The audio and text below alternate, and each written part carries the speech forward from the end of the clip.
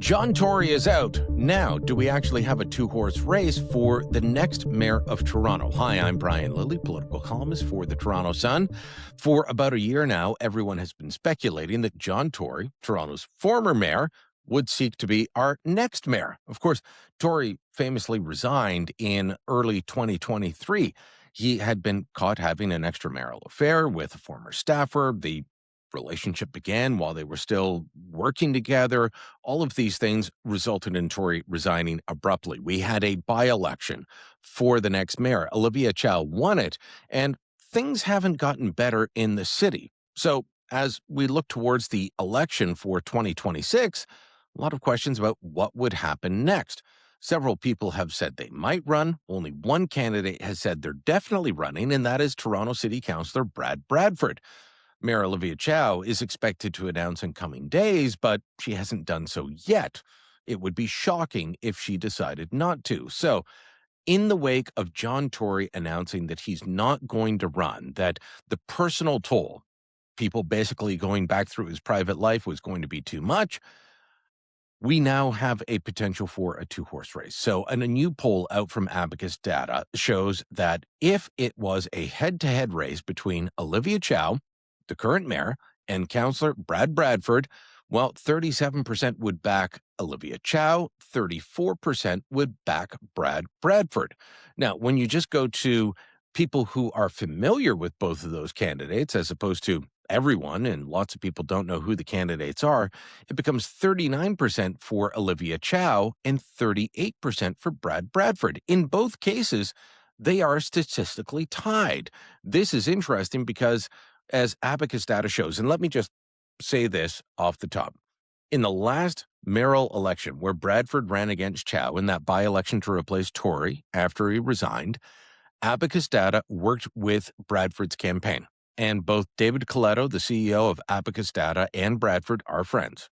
That does not take away from the fact that Abacus Data is a well-respected and established polling firm in Canada that has a good track record when it comes to federal, provincial, and yes, municipal politics. So let me get back to this. The important point here is that when it comes to ability to grow, Bradford actually has the advantage. Olivia Chow is a well-known household name in the city of Toronto. 39% say they have a favorable view of Olivia Chow.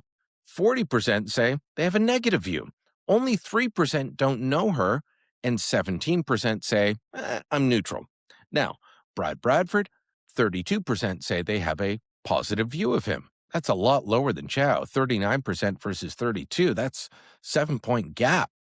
But here's where Bradford has the advantage. 17% say, I don't know enough about him to make a decision. 36% say they are neutral about the city councillor as a prospective mayoral candidate, and only 16% say they have a negative view of him. Chow's negatives are much higher. Her room to grow is not much more than it is now. She could definitely turn some of those neutral people into people that want to vote for her, but there's 40% and potentially more that are saying, no, I don't like her. Look, we're about to have a city election that is going to focus on basic services. And the simple fact is, sure, Olivia Chow has expanded library hours to Sundays in every branch in the city. But what about picking up the garbage properly? What about clearing the snow properly? We are at the beginning of March, and we're still dealing with the fallout from a snowfall, a storm that happened at the end of January. That's more than 5 weeks ago. This is not a good situation. The city is a mess. The city is not running as it should. And so anyone that was looking at John Tory previously should be looking at Brad Bradford, not Olivia Chow. Olivia Chow is a lovely woman. She is very easy to like. But her management of the city has not been good. And at this point, what we need is a change in leadership, not just in the mayor's chair, but around the whole council chamber. So those who are looking at John Tory should be looking at Brad Bradford and not Olivia Chow. We'll see if other people get in the race, and if they do, that will make it a more interesting contest. But at this point, we've got two candidates, and they are statistically tied. That means we've got a horse race, people. Which horse are you going to back? Drop a comment down below, share this on social media, and don't forget to subscribe to our channel.